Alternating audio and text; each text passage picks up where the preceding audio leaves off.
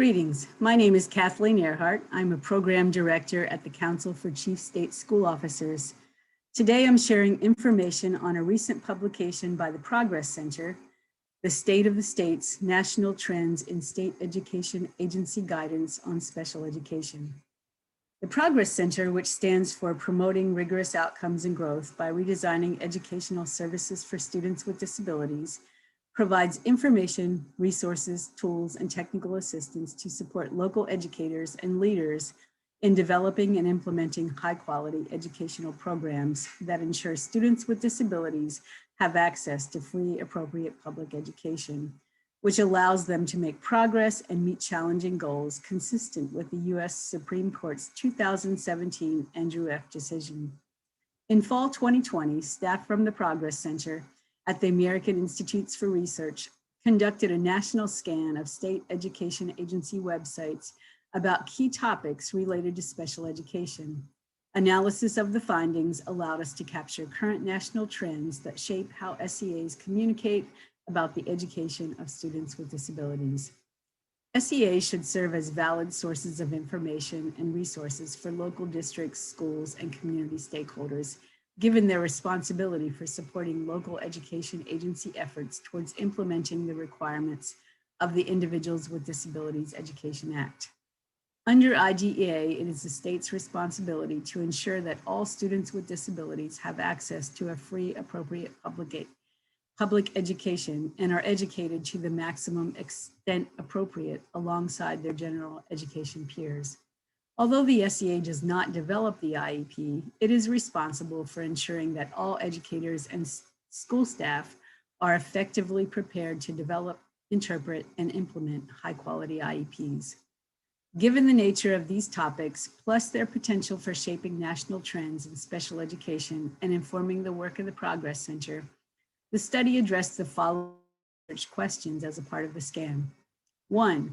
How do SEAs communicate with LEAs, schools, and other stakeholders about the Andrew F. decision and implications for special education service delivery? 2.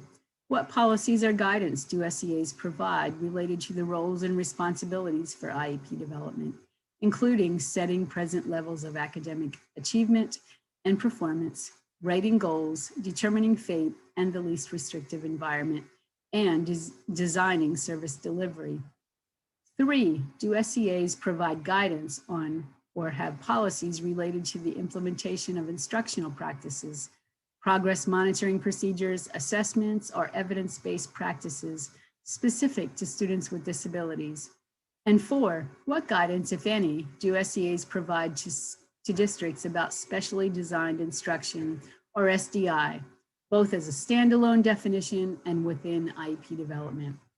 We conducted our review in fall of 2020 using public-facing SEA websites for all 50 states, DC, DODEA, the Bureau of Indian Education, and the Pacific entities. SEA websites were individually scanned using a systematic protocol that allowed us to address each question. Results of the scan are presented on the poster as a part of the presentation. Our analysis allowed us to capture current national trends that shape how SEAs communicate to local practitioners about the education of students with disabilities. In general, the vast majority of the SEA websites we scanned included at least half or more of the elements we looked for within the protocol. Our findings, however, reinforce the need to create guidance about both procedural and substantive components of the IEP, as well as ways to address effective implementation. Overall, using IDEA-specific language, SEAs offered ample guidance and direction to educators for IEP development. In addition, parent and family resources in nearly all SEAs were readily available and linked directly to the special education page of the SEA website. 3 areas we found limited information from the scan included: 1, guidance specifically referencing the implications of the Andrew F. decision. 2, guidance for determining appropriate special education services within the IEP. And 3, clear guidance on the definition of SDI and its role in IEP development. The need for SEAs to clarify guidance about determining special education services and providing guidance and/or definition of SDI directly aligned to IDEA language are clearly connected.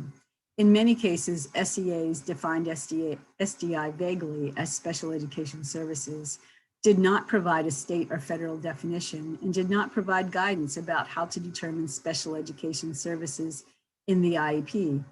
In summary, the scan provided a useful foundational snapshot of the information that is currently available on SEA websites. We encourage SEAs to continue to refine their websites, address areas of need, and to include examples of the resources linked in this report as they refine their guidance to educators.